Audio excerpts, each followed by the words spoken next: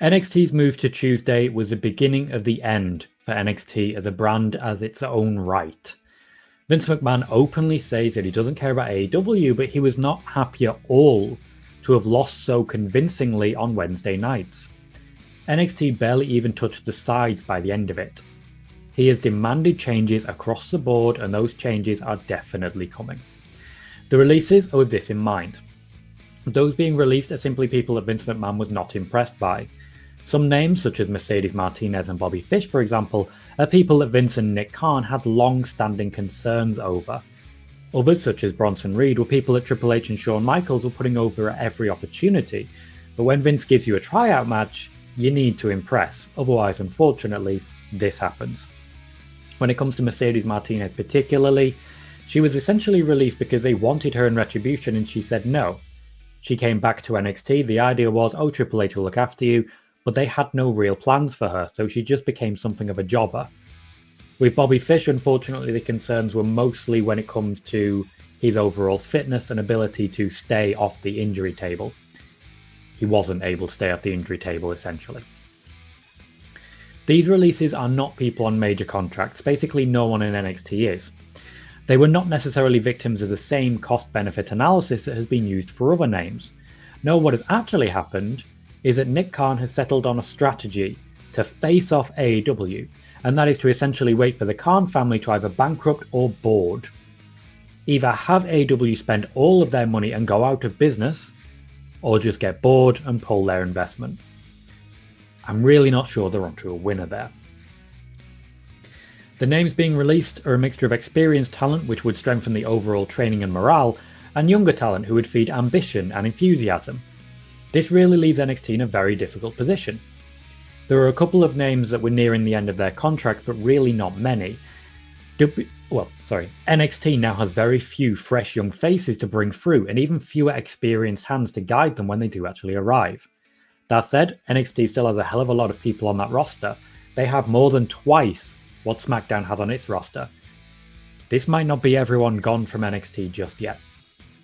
There was a time after NXT UK Cardiff takeover when I was able to speak to Triple H, and I asked him about the view of NXT as a developmental brand.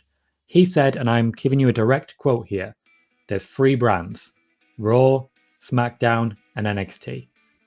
That clearly is not the same belief that is held by Vince McMahon and Nick Khan. Now, how does Adam Cole play into this? Much more heavily than seems immediately obvious.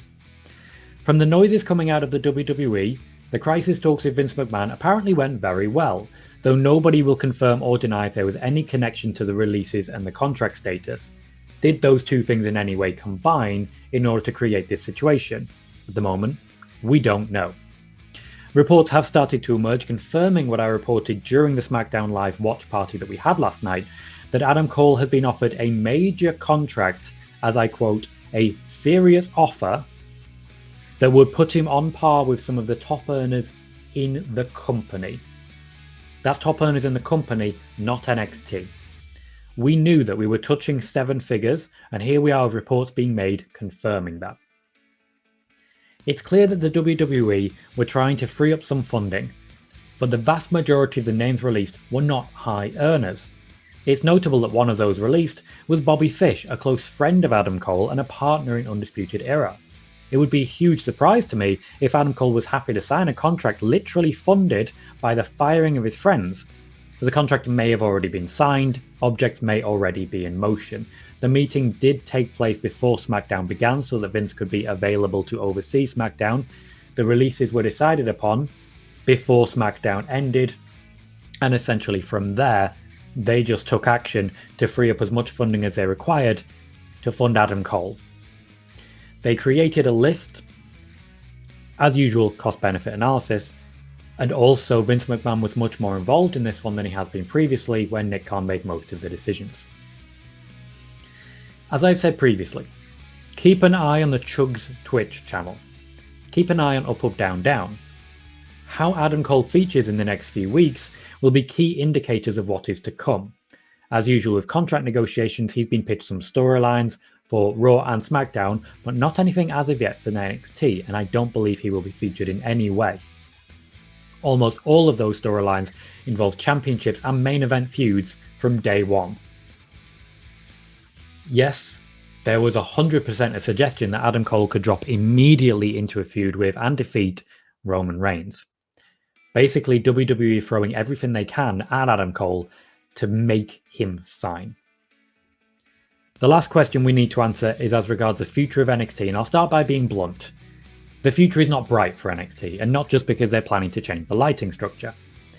The WWE main roster, primarily management in the form of Bruce Pritchard, John Laurinaitis, Vince McMahon, and Nick Khan, have all stepped in and taken over. And it has been made clear to Triple H that he has no say in the changes that are about to come. The ongoing conversations are about modernization and profit margins. Don't be surprised to see the cost of tickets to NXT go up. The production quality and physical appearance will be brought in line with the WWE standard. I did mention a few months ago that while we knew that they were creating Raw and SmackDown new sets, I could confirm a new NXT set had been commissioned, and here we are with that finally being reported and confirmed. The changes we're looking at are very simple. If NXT isn't making enough money for the WWE president Nick Khan will change that.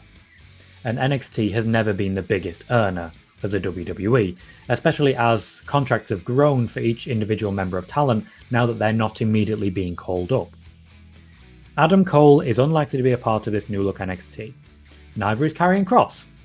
Remember always that the WWE still have plans to drain NXT of several of its more promising talent. The draft is coming. This isn't finished. The next few weeks for NXT are going to be very, very telling.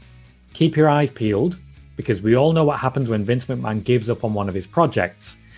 NXT will be wearing a Hulk Hogan suit and dancing for the crowd in no time.